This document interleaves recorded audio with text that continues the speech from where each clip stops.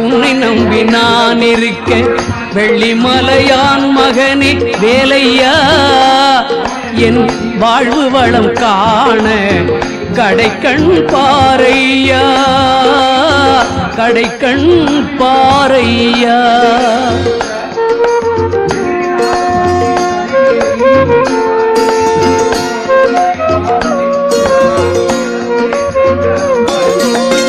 உள்ளத்திலே நீ இருக்க உன்னை நம்பி நான் இருக்க வெள்ளிமலையான் மகனே வேலையா என் வாழ்வு வளம் காண கடைக்கண் பாரையா கடைக்கண் பாரையா.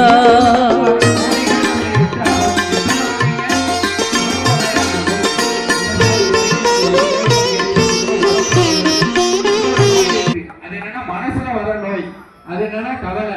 இவர் இப்படியே பேசிக்கிட்டு தான் இருப்பார் போல இருக்கு, பூஜை பண்ண மாட்டார் போல இருக்குன்னு ஒரு கவலை வந்ததுன்னா அது மனசுல வருது.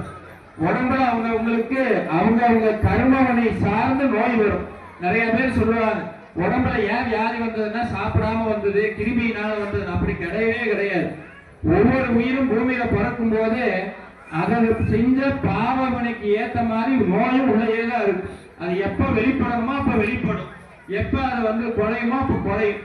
உடம்புல ஒரு நோய் ஏற்படும், மனசுல ஒரு நோய் ஏற்படும், மூணாவது ஒரு நோய் ஏற்படும், உயிரில ஒரு நோய் ஏற்படும். உயிரில நோய் ஏற்பட்டாதான் பிறக்க முடியும். திருப்ப திருப்ப பிறந்துகிட்டே இருக்குமே பிறவி பெரும் நோயினா அந்த உடம்புல ஏற்பட்ட நோய், மனசுல ஏற்பட்ட நோய், உயிர்ல ஏற்பட்ட நோய், மூணு நோயும் போகணும்னா அதுக்கு ஒரே ஒரு டாக்டர் தான் இருக்கிறது. அது யாரு? முருகப்பெருமான். பவரோக வைத்தியநாத பெருமாளே. பழனிமலையில முருகன்கிற அந்த டாக்டர் நம்மளை பார்த்தாருன்னா இந்த மூணு நோயும் நம்மளை விட்டு அகலும்.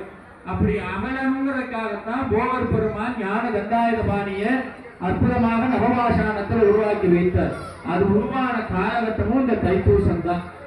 அதுக்கு அடுத்து இன்னைக்கு நம்ம எல்லாம் சாமி கும்பிடுறோம்னா ஒவ்வொன்றுக்கும் ஒரு பெயர் இருக்கிறது. இப்ப நீங்க இங்க இருந்து நடுமலை போனீங்கன்னா அதுக்கு என்ன சொல்றாங்க? நடுமலை ரோடுன்னு சொல்றாங்க.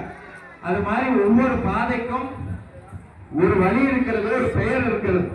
அதே மாதிரி முருக பக்திக்கு ஒரு பெயர் இருக்கிறது. அந்த பெயர் என்னன்னா வள்ளி சன்மார்க்கம்னு பெயர்.